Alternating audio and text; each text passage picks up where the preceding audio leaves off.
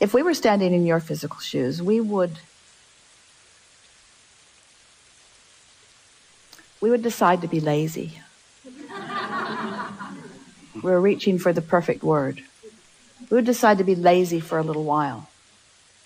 Because in your giving yourself permission to be lazy, you're giving yourself permission to allow your grid to fill in with everything that you've already chosen and put into your vortex. The word lazy has an unpleasant connotation, doesn't it? Because it's humans measuring themselves against other humans based upon a flawed premise. And the flawed premise is, the more you do, the more you're worth. And that is the most flawed of all flawed premises. I'd like to give you the premise that is at the basis of your universe. The better you feel, the more you allow. You could not be more deserving. You came as deserving beings into this time-space reality with powerful and clear intent. You've been mixing it up with others and defining what's important, not only to you personally, but important to you on behalf of others. You've included in your vortex the well-being of many others. In some cases, mass consciousness. In some cases, a community. In some cases, a family. But you've included in your vortex a desire for the well-being of far more than your personal self. But it is necessary for you to tend to the well-being of your personal self in order to be a productive advocate for the well-being for anyone else. In other words, you cannot give, or you cannot extend, or you cannot punctuate, or you cannot accentuate, you cannot assist anything that you are not already feeling. Which means, if you are wanting in an altruistic way to be of advantage to everyone you know, you first have got to find a way to be of advantage to yourself. Which means you want to carve out more time to be nicer to yourself. More private time. More time under the bridge. More time where others are not telling you what to do. More time when you are satisfying your own personal intention for things. If we were standing in your physical shoes and someone were to ask you to do something, we would stop in the middle of the request and we would evaluate it completely. And we would say to them, I sincerely desire to accomplish this request that you are offering. And it is my expectation that I will be able to do that since I am in this relationship with you and you are requesting it of me, employer or mate or parent or child or whoever it is. It is my expectation that I will be able to accomplish this. I just have to insert one thing in the foreground of this request. I will accomplish it for you as long as I can first accomplish ease for myself in the process. I really want you to ponder that a little bit. Esther, on one of the earlier cruises, made sure that everyone received an easy button from Staples. Everyone got one. And Esther found a box of them in the attic the other day, and she spread them all around her house because she wants to amplify the ease of things, not the hardness. She wants to no longer justify the well-being that flows to her by pointing out how hard she's working in relationship to others.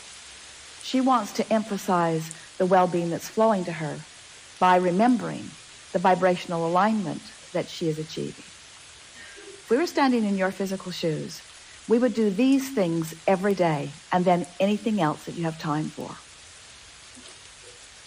We would meditate for 15 minutes every day, which means we would quiet our mind with the simple intention of allowing our cork to float. We would go outside no matter what the weather, and we'd move around in it in appreciation of this planet. We would look up and around, and we would find things to acknowledge, and we would talk about them right out loud. Esther walks through her gardens and says to everything, you are my favorite. You are my favorite. You are my favorite. You are my favorite. You are my favorite stone on the pathway. You are my favorite bird in the tree. You are my favorite flower in bloom. You are my favorite flower not in bloom. You are my favorite tree. You are my favorite bush. You are my favorite frog. You are my favorite frog. You kept me awake all night, but you are still my favorite frog. In other words, so first thing, meditate. Second thing, spend more time outside. Third thing, we would buy a notebook. We would call it My Book of Positive Aspects. And we would fill at least 3, 4, 5 is even better, pages of positive aspects. 5 different subjects, and write the positive aspects of it. Training your vibration into that upward place. And then there is one last thing that if we were standing in your physical shoes, we would do every single day.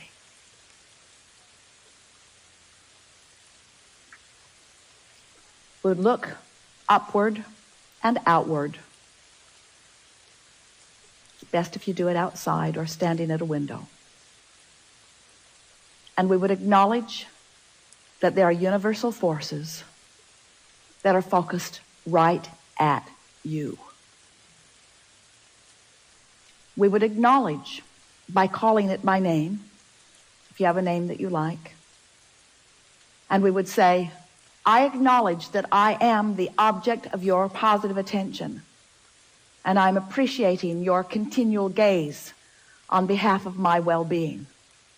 And today, no matter where I am, no matter where I am going, no matter what I am doing, and no matter who I am doing it with, I will be in conscious awareness that you too are there with me, appreciating me, supporting me, assisting me, acknowledging me, inspiring me, guiding me, having fun with me, acknowledging me, supporting me, assisting me, inspiring me, helping me, guiding me, aware of me, loving me, showing me, inspiring me, guiding me, helping me, uplifting me, showing me. Get into an endless loop of that acknowledgement and watch what begins to happen in your life as soon as this day. Your vortex is filled to the brim with specific requests that you have put there and that you are deserving of the realization of.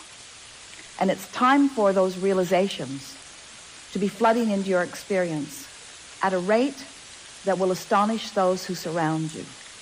It's time for you to remember what you've put there and to bring it forward active into your today experience. We've been talking to you all day from our appreciation of who you are. But even as we express it from our powerful point of knowing, we know that you don't yet know who you are. You don't, for the most part, understand the important role you play in the expansion of all that is.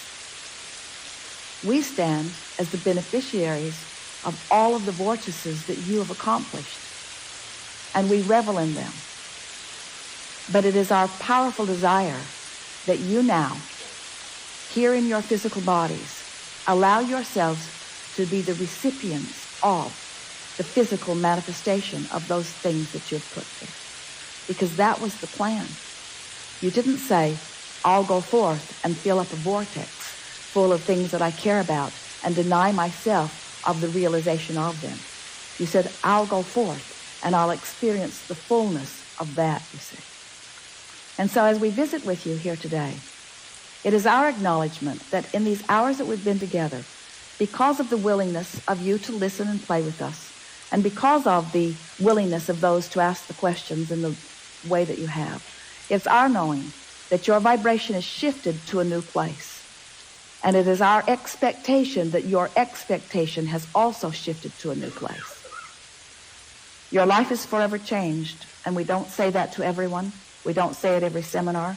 We don't say it every time, but it is true today.